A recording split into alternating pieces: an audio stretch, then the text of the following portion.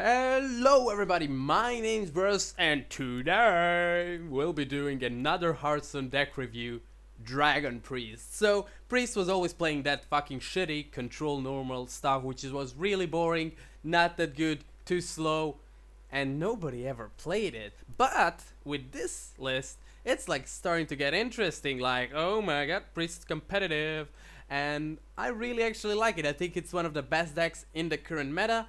It plays these dragons, which are like, rah, I'm a dragon, which is pretty good, right? That's pretty good.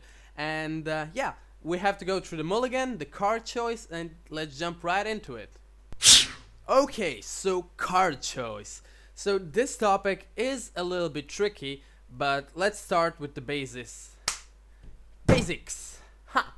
Dragons. So the dragons are mostly self-explanatory. They are the best dragons of every slot. But there are some newcomers like hello, I'm new, kawaii, krab. So Chillmaw, great minion, 7 mana, 6/6, kills fucking patrons when he dies. He's basically 7 mana, 6/6. When I die, kill all the patrons. How OP is that? I would just play that card if that was the actual text. Play it. Then Chromagus. You're thinking this deck doesn't have Sylvanas. It has Chromagus, doesn't really fit. No! You play Chillmaw, get silenced, fuck, the patrons are alive, but you manage to kill them somehow. Then you play Serra, executed. Shit, I have no win condition. Psych! You have Chromagus. You play Chromagus, he stays on the board for 1-2 turns, you heal him up, nice. You really have to care for it, because if you don't care, he will die, and you will lose the game because you have no cards. So, if you care good for the Chromagus, he will give you double cards, but you have to be a good owner. So, just care for that Chromagus carefully, he'll give you double cards, and you're just fine. You're just like, but I only play 1 Shadow Word Death. No, Chromagus, you play 2. But I only have 1 Light Bomb. No, double Light Bomb is in the deck. Just, there's a Chromagus. So that's the reasoning behind him. Then you have 1 Dark Cultist, 1 Blackwing Technician. Blackwing Technician doesn't always have a dragon. Dark Cultist always gives plus 3 HP. That's the reasoning behind that. And Holy Smite. You have Vol'jin. 6 mana, kill an enemy minion, gain a massive body. It's like 6-7, let's say, when you kill Dr. Boom. Which is, it's insane, my god. Like, it's an assassinate, which for 1 mana more gives you a 6-7 body. Like, value. Alright, so the mulligan. So, I guess your first question is, why would I put a card in the deck if I don't want to keep it in my starting hand?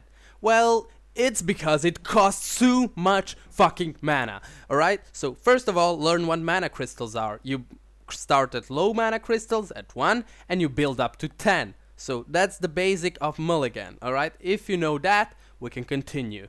So the normal cards you always keep are Nurture Cleric, Virmest Agent, and Twilight Whelp. That's, the deadly trio. If you have them, it's just pretty much an auto win because you can deal with all the early game your opponent has. Then also a card that I started keeping recently is Twilight Guardian, which is absolutely amazing when you think about it because it enables all the effects of your early game because you're giving them a dragon and then you have an OP 4-drop. Other cards like Power Word Shield, Shadow Word Pain, and others are not really kept because you need minions. You need minions in this deck, and like Holy Smite is used later with Spell Power and Vol'jin.